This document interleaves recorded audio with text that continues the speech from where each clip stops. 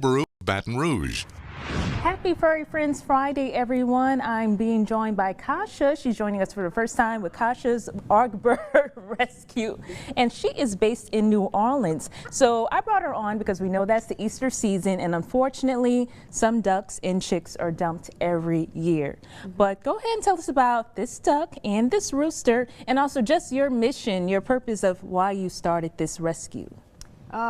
Well, there is a need when it comes to Easter pet and domestic animals. We have a lot of, well, not that many wildlife rehabbers, but nobody does domestic. People buy them for Easter because they're cute and they look cute in a basket, and they don't realize within about 7 weeks they're this size. And they're not potty trainable. They go to the bathroom about every 10 minutes.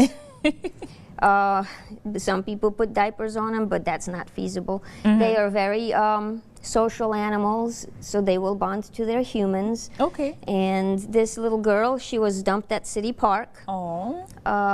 Recently, she had a wound on top of her head from the geese she was hanging around with. And had she not been rescued by my friend, she wouldn't have survived much longer.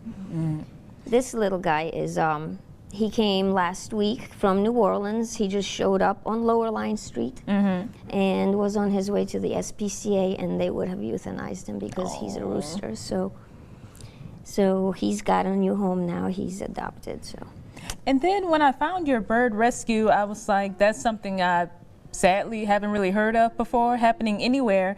And I know that you said this is pretty much like a one-woman show type of thing for you? I'm a one-woman rescue. I've got no help. I've been online asking for volunteers, and I've 21 years as of yesterday. And yeah, I'm exhausted after 21 years. Nobody really wants to work with birds. Yeah. And then that's kind of why you have this rescue going, because you're helping to educate people all that goes into taking care of a bird. Again, they're not just these cute beings that you can adopt or buy, and then when you're tired of it, it's like, oh, let's dump you. Because just like with other rescues I've had on for the Furry Friends Friday segments, people don't realize the strain it puts on the rescues trying to help these helpless animals from being abused or killed in the streets because they're no longer in the home of the person that adopted them. Right. People think, you know, oh, well, when it gets big enough, we'll just bring it to the park. That's where they live. People don't realize parks, after the population gets too big, they hire trappers to trap all these ducks and chickens that people dump. And they are euthanized by the trappers. There is no happy ending, or they'll go and be taken to a sanctuary. There is no such sanctuary. I was it, and I just can't do much more than what I'm doing, you know, because the need is so great. So educating the public to please not buy your children living, breathing chicks, ducklings and bunnies, because the bunny people are also overwhelmed with all the bunnies being dumped everywhere.